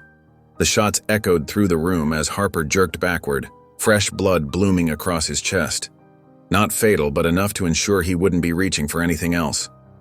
The first explosions rocked the building as the kill team began their breach. Multiple entry points, coordinated assault. Glass shattered as percussion grenades flew through windows. Smoke canisters rolled across marble floors, filling corridors with thick gray clouds. Tessa moved like a shadow through the chaos. Her movements were fluid, economical, deadly. 2 contractors burst through a side door, weapons up. Before they could acquire targets, Tessa was among them. Her elbow crushed the first man's throat while her leg swept the second off his feet. She stripped away his rifle and put him down with his own weapon. Kane had positioned himself behind a heavy column, returning fire when he could. He was no longer the helpless judge who needed protection. Weeks of intense training under Tessa's guidance had transformed him. When 3 contractors tried to flank their position, he caught them in a crossfire. His shots weren't as precise as Tessa's, but they were effective enough to force the attackers back. Through the smoke and gunfire, Tessa's underground network continued evacuating the trafficking victims. Former military women, now part of her resistance, moved with practiced efficiency. They formed protective cordons around the rescued victims, guiding them through secret passages and underground tunnels to waiting vehicles. "Status on the evacuees?" Tessa demanded between bursts of gunfire. "Last group moving out now," came the response through her earpiece. "Medical teams standing by at the safe houses." A massive explosion rocked the east wing of the estate. Through the security feeds, they watched sections of the building begin to collapse. Harper's laughter, wet with blood but still triumphant, cut through the chaos. "You really think I'd let you win?" he coughed, still managing to look smug despite his wounds. "The whole estate is wired. Remote detonation. Can't be stopped." Tessa moved quickly through the room, searching for the detonation device. She found it behind a false panel, a sophisticated piece of military hardware connected to charges throughout the building. But the interface was locked, requiring authentication only Harper could provide. "How long?" Kane asked, covering her position as more contractors pushed into the room. 10 minutes, maybe less," Tessa replied, studying the device. "The whole place is rigged. When it goes, it'll take everything with it. Evidence, witnesses, all of it." Harper's laughter turned into a wet cough, but his eyes gleamed with malicious satisfaction.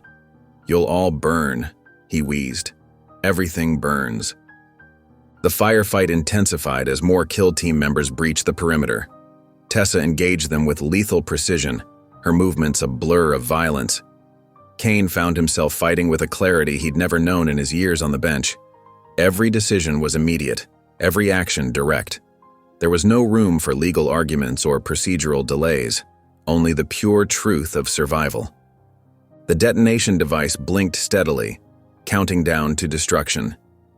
Harper watched it all with the satisfied smile of a man who believed he would have the last word, even if it cost him everything. With the estate's destruction imminent, Judge William Kane stared at the detonation device's countdown, his mind racing. Years of careful deliberation on the bench had taught him to weigh every decision, consider every angle. But now, with lives hanging in the balance, he had no time for careful consideration. His gaze shifted to Harper, who sat bleeding and smirking against the desk. The man who had shaped his career, mentored him, guided him through the ranks of the justice system, now revealed as a monster who trafficked in human lives. The decision crystallized in Kane's mind with startling clarity. Without warning, he lunged forward and grabbed Harper by his expensive suit jacket. The corrupt judge's eyes widened in surprise as Kane dragged him across the marble floor, leaving a trail of blood from his wounds. Harper struggled weakly, but blood loss had weakened him. "What are you doing?" Harper sputtered, his usual composure cracking. "The right thing," Kane growled. He forced Harper's hand toward the detonation device, pressing his finger against the biometric scanner. Harper tried to pull away, but Kane held firm. The device beeped, its screen flashing green as it recognized Harper's print. The countdown froze, the estate's charges temporarily disabled. For a moment, relief washed over Kane, until he saw Harper's smirk return. "You really think I'd make it that easy?" Harper wheezed, blood staining his teeth. "My men outside, they have a secondary trigger. One push of a button, and this all still burns." Tessa, who had been providing cover fire against the incoming contractors, spun toward them. Her expression was granite, but her mind was already calculating options. She pressed her finger to her earpiece. "Maya," she said, her voice sharp and clear despite the chaos. "Shut them down. Now." In her remote location, Maya's fingers flew across multiple keyboards. Screens filled with scrolling code as she activated a virus she'd prepared for exactly this scenario. It spread through Harper's security network like wildfire, overwhelming their communication systems. "Deploying the override now," Maya reported, her voice tense with concentration. "Their entire network is going dark, now." Outside, Harper's kill team suddenly found themselves cut off. Their tactical communications went silent, their coordination shattered. In the confusion, they didn't notice the shadows moving through the smoke-filled grounds. The surviving veteran women Tessa had rescued, now armed and ready for revenge. The women moved with military precision, their own experiences of abuse and betrayal fueling their determination. They struck from multiple angles, using their knowledge of combat to devastating effect. Harper's elite contractors, despite their expensive gear and training, found themselves overwhelmed by opponents who had nothing left to lose. Inside the estate, the sound of gunfire began to die down. The secondary trigger had been neutralized before Harper's men could activate it. The immediate threat of destruction had passed, leaving only the question of what to do with Harper himself. The corrupt judge looked between Tessa and Kane, his calculated charm returning despite his injuries. "William," he said softly, using the familiar tone that had once guided Kane through difficult cases. "Think about what you're doing. We can still fix this. The system needs men like us, men who understand how the world really works." Kane looked down at his former mentor. For the first time, he saw Harper clearly, not as the powerful figure who had shaped his career, but as something parasitic, feeding off the system he claimed to uphold. "The system needs justice," Kane replied, his voice firm. "Real justice, not your corruption." Harper's mask cracked completely. "You self-righteous fool! You think the world will thank you for this? They'll tear you apart. Everything you've built, everything you are." "Will be worth sacrificing," Kane cut him off, "to stop men like you." Tessa moved forward, zip ties ready. As she secured Harper's hands, Kane stepped back and activated his phone. The call connected immediately to federal authorities, not the corrupt officials in Harper's pocket, but agents Maya had vetted and confirmed as clean. "This is Judge William Kane," he spoke clearly into the phone. "I'm at the Harper estate. I have evidence of a human trafficking operation involving federal judges, military officials, and members of Congress. The estate is secured. Bring everyone." Harper struggled against his restraints, but it was useless. His empire was crumbling, and the world was watching. Maya's livestream had captured everything: the auction, the trafficking victims, the attempted cover-up. There would be no deals, no quiet arrangements, no political solutions. The sound of approaching sirens filled the air as legitimate law enforcement began to arrive.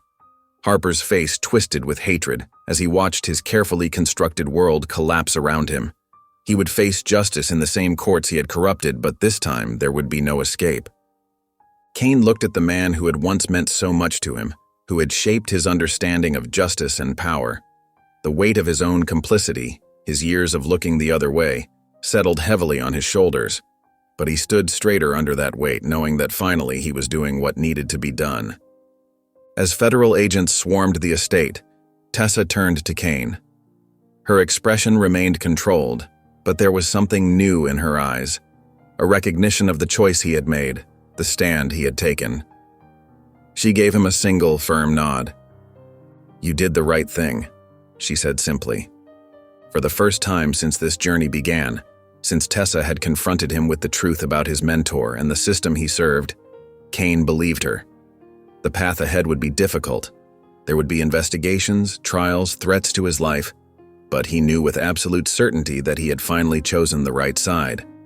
1 month after the Harper estate raid, the headlines still dominated every major news outlet.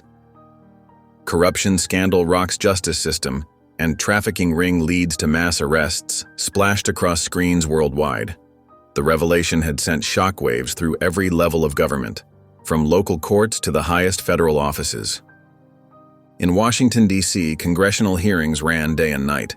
Decorated generals were led away in handcuffs. Judges who had presided over decades of cases were suddenly finding themselves on the other side of the bench. The FBI had established a special task force dedicated solely to investigating cases connected to Harper's network. William Kane watched it all unfold from his study, the TV muted but running constant coverage. His own face appeared frequently in the news, sometimes painted as a hero who helped expose the corruption, other times as a complicit figure who had enabled the system for years. Both descriptions, he knew, held truth. His resignation letter sat on his desk, carefully worded but unequivocal. He could no longer serve as a judge, not after everything he had learned, everything he had been part of. The system he had devoted his life to was fundamentally broken, and he had been one of its willing tools. Across town in a newly renovated office building, Tessa Briggs was building something new. The Veteran Justice Foundation took shape under her guidance, its mission clear: to identify and free wrongly convicted veterans, particularly women of color who had been targeted by the system. The foundation's walls were lined with photos of those already freed, women who had served their country only to be betrayed by it. When the military offered to reinstate her with full honors and back pay, Tessa declined without hesitation.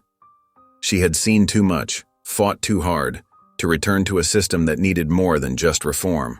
It needed to be torn down and rebuilt. Maya Patel's series of articles exposing the trafficking network had earned her journalism's highest honor. The Pulitzer Committee praised her unwavering dedication to uncovering systematic abuse of power and giving voice to the voiceless. But Maya spent little time celebrating. She was too busy following up on new leads, ensuring that no stone was left unturned, no corrupt official left unexposed. The women rescued from Harper's estate began the slow process of reclaiming their lives. Some found strength in speaking out, testifying before Congress about their experiences. Others chose to work behind the scenes, helping Tessa's foundation identify other victims and build cases for their release. Each woman carried her trauma differently, but they shared a common resolve: this would never happen to anyone else. 3 months into the foundation's operation, Tessa organized its first graduation ceremony. The event was held in a modest community center, but the atmosphere crackled with dignity and triumph. 23 women stood in perfectly pressed dress uniforms, their medals and ribbons telling stories of service and sacrifice. Kane sat in the back row, watching as each woman received her certificate of exoneration. These were not just legal documents. They were declarations of freedom, acknowledgments of wrongs that could never be fully righted. He recognized some faces from cases he had presided over, decisions he had made without questioning the evidence, without seeing the pattern of systematic targeting. After the ceremony, as people mingled and celebrated, a young woman approached him. Her dress uniform was immaculate, her posture military straight. But it was her eyes that caught him, clear, direct, and unflinching. He recognized her immediately. Sarah Thompson, a case from 3 years ago. He had sentenced her to 30 years based on fabricated evidence of insubordination and assault. "Judge Kane," she said, her voice steady, "you sentenced me to 30 years. I hope you spend the rest of your life making up for it." The words hit him like physical blows, but he didn't flinch. He couldn't. He owed her at least that much. "I will," he nodded, meeting her gaze. She held his eyes for a moment longer, then turned and walked away, rejoining her fellow veterans. Kane watched her go, feeling the weight of his promise settle onto his shoulders. It wasn't a burden, it was a purpose. Around him, the celebration continued. Maya was interviewing some of the women for her ongoing coverage. Tessa moved through the crowd, her presence both commanding and protective. The foundation was just beginning its work, but already it had achieved what many thought impossible. It had given hope back to those the system had tried to destroy. 6 months after the raid on Harper's estate, the nation struggled to process the magnitude of what had become known as the Green Hollow Conspiracy. News coverage remained constant as court proceedings dragged on, revealing layer after layer of corruption that had enabled the trafficking of black women through the justice system. The federal courthouse in Washington, D.C. buzzed with activity as another high-profile trial began. Judge Harper, now wearing an orange jumpsuit instead of his judicial robes, sat expressionless as prosecutors presented evidence of his decades-long involvement in the trafficking ring. His perfectly maintained facade had crumbled, revealing the monster beneath. But the system was fighting back. 3 key witnesses had died in custody under suspicious circumstances. The official reports claimed suicide, but everyone knew better. The message was clear. Some secrets were meant to stay buried. In her foundation's offices, Tessa Briggs worked tirelessly, surrounded by case files and evidence boxes. Her team of lawyers and investigators had already identified hundreds of cases that matched the pattern. Black female veterans court-martialed on dubious charges, their service records altered, their protests silenced. Each file represented a life destroyed by the very system meant to protect them. Maya Patel's office at the Washington Post had become a command center for tracking the ongoing investigation. Her walls were covered with photos, documents, and connection maps. She had received death threats, but they only fueled her determination. Her latest article series, The Green Hollow Files, continued to expose new aspects of the conspiracy, forcing officials to acknowledge the depth of the corruption. William Kane's testimony before Congress marked a turning point.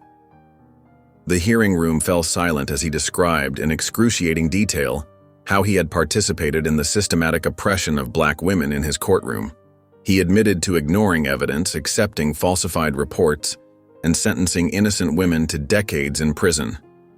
"I didn't see it because I chose not to see it," he told the congressional panel. "The system didn't fail. It worked exactly as it was designed to work, and I was a willing participant in that design." His words sparked immediate backlash. Conservative media branded him a traitor, accusing him of betraying his oath and his race. Liberal outlets praised his courage while questioning his delayed awakening to justice. Death threats arrived daily at his home. His country club membership was revoked. Former colleagues crossed the street to avoid him. Kane accepted it all without complaint. The loss of privilege and status seemed a small price to pay for the truth.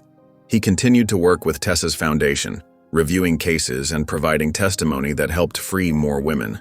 The nation watched as more officials were arrested. A 5-star general, 3 state Supreme Court justices, multiple prison wardens. Each arrest revealed new connections, new horrors. But for every corrupt official exposed, another seemed to slip through the cracks protected by money or influence. 6 months into the investigation, Tessa requested a private meeting with Kane in Washington. They met in a secure room at the Department of Justice, swept for surveillance devices. Tessa looked different, harder, more focused. The past months had only strengthened her resolve. She spread photographs across the table, crime scene photos, surveillance footage, financial records, all pointing to something bigger than Green Hollow. "It's not just one network," she explained, her voice controlled but tight with anger. "Green Hollow was just one piece. There are others, different prisons, different judges, same operation. The trafficking pipeline extends into multiple federal agencies." Kane studied the evidence, his hands trembling slightly. The scope was staggering: military bases, immigration detention centers, private prisons, all connected by a web of corruption that seemed to reach into every corner of government. "How deep does it go?" he asked, though he already knew the answer would be devastating.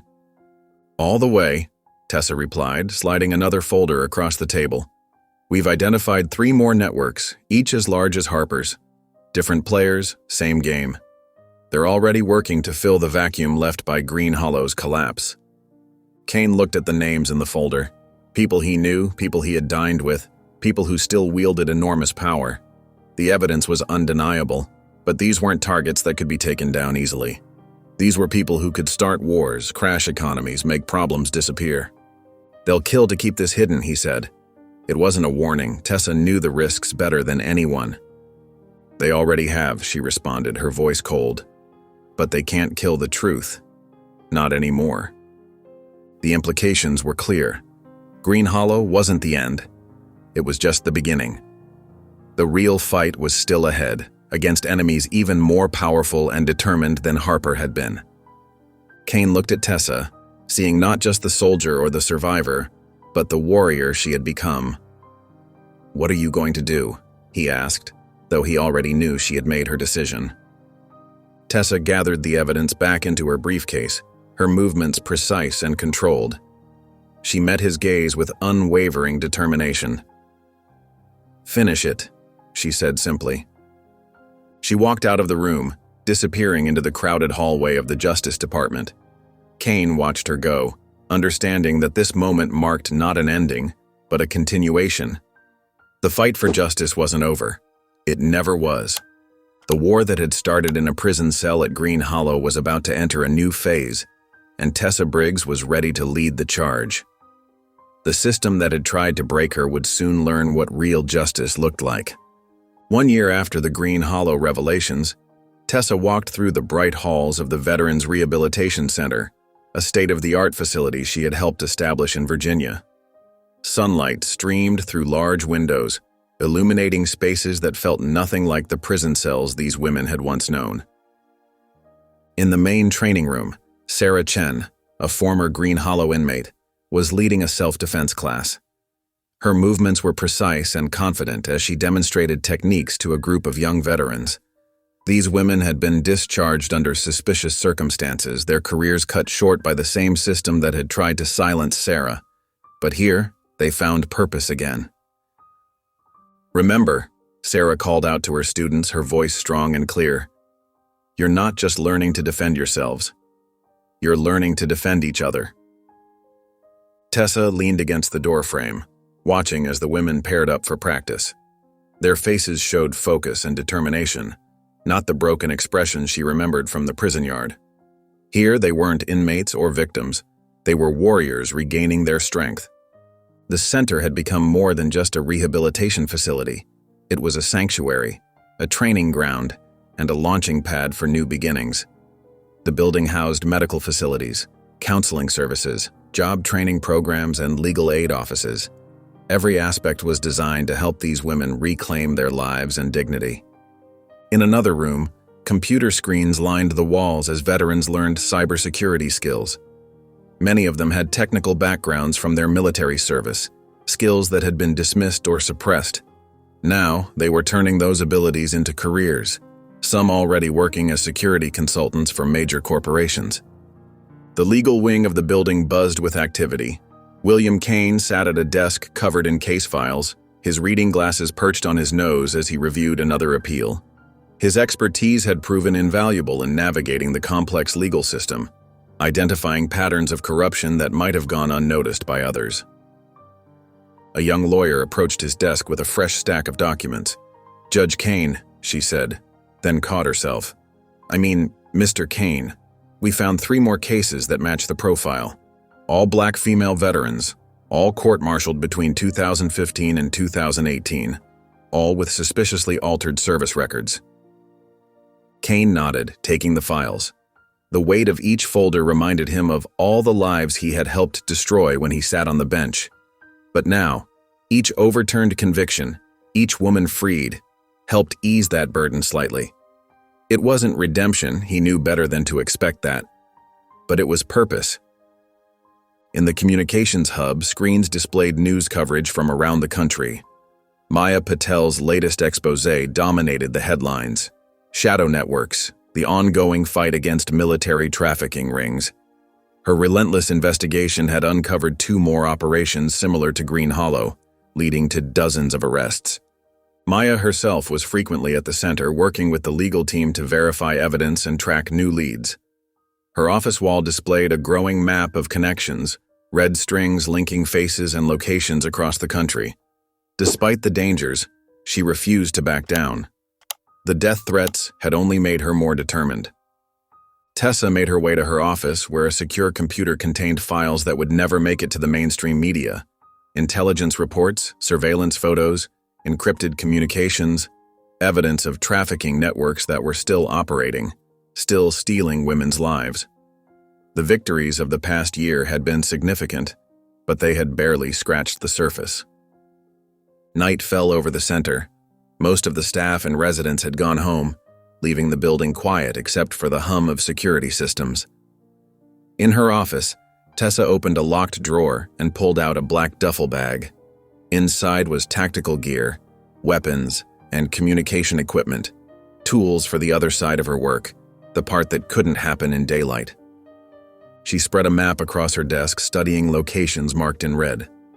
Another trafficking ring had been identified, operating out of a private military contractor's training facility. They were smarter than Harper's operation, better at covering their tracks, but they had made mistakes. And Tessa had found them. As she checked her weapons and gear, her phone buzzed with a message from Maya. Surveillance confirms movement at the target location. They're moving tonight. Tessa zipped up the duffel bag and turned off her office lights. As she walked through the dark hallways of the center, she passed the wall of photos. Women who had been freed, women who were still missing, women who had died fighting. Their faces reminded her why she couldn't stop, why this war had to continue. Outside, the night air was cool and crisp. A black sedan pulled up to the curb, its engine running quietly. When the driver's window rolled down, William Kane sat behind the wheel, dressed in dark clothing. His face showed the same determination she had seen in the courtroom a year ago, when he had finally chosen the right side. "You're not doing this alone," he said, his voice firm. Tessa allowed herself a small smirk as she loaded her gear into the trunk. "I never was," she replied. The car pulled away from the curb, disappearing into the darkness. Behind them, the rehabilitation center stood as a beacon of hope and change. But ahead lay another battle in a war that seemed endless, and they were just getting started. If you enjoyed the story of Tessa, I handpicked this next story that you will love. Please don't miss this one. Click here to watch it.